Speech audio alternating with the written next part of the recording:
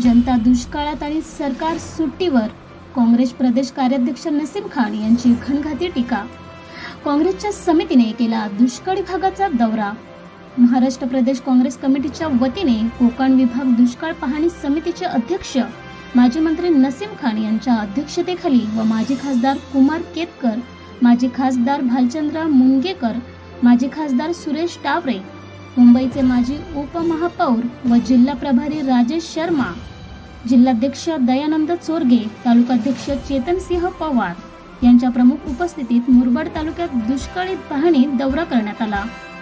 सदरील दौऱ्यामध्ये टंचाईग्रस्त गाव मौजे पाटगाव म्हसा, त्यानंतर नानकसवाडी, पवाळे या गावांमध्ये प्रत्यक्षात नागरिकांशी, विशेष करून महिला वर्गाशी चर्चा करून शिष्टमंडळाने पाणी टंचाई, रस्ते, आरोग्य, मोफत रेशनिंग धान्य आदी समस्यांची माहिती घेतली।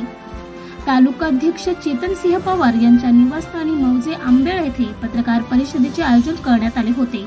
यावेळी समितीचे अध्यक्ष नसीम खान यांनी मुरबाड तालुक्यातील गावांमधील नागरिकांशी केलेली चर्चा व त्यातील प्रत्यक्षदर्शी पाणी टंचाई व इतर विषयांवर पत्रकारांसमोर माहिती दिली। तसेच त्यावर येत्या पावसाळी अधिवेशन काळात त्या समस्यांवर आवाज उठवण्याचे काम काँग्रेस पक्षाच्या वतीने करण्यात येईल असे आश्वासनही समितीने दिले आहे।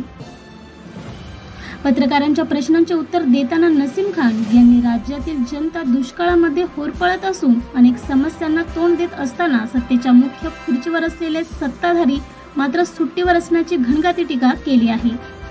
मुख्यमंत्री त्यांच्या जिल्ह्यात दुष्काळाची भयानक स्थिती आहे, यापेक्षा दुर्दैव ते काय, अशी घणघाती टीका यांनी यावेळी महायुतीच्या सरकारावर केली। या प्रसंगी प्रदेश प्रवक्ता संदीप पांडे, भरत सिंग, कल्याण ग्रामीण अध्यक्ष सोमनाथ मिरकुटे, अंबरनाथचे शहर अध्यक्ष कृष्णा रसाळ, वरिष्ठ तालुका उपाध्यक्ष भरत विशे, ओबीसी तालुका अध्यक्ष अनिल चिराटे, तानाजी घागस, उमेश चौधरी, जयवंत हरड, दिनेश जाधव, विपुल सुरोशे, प्रकाश पवार, दिलीप शेळके, बाळाराम मार्के, गोविंद निरगुडा, विठ्ठल पारदी, अंकुश पवार आदी पदाधिकारी उपस्थित होते। ब्युरो रिपोर्ट, लोखंड वृत्तवाहिनी।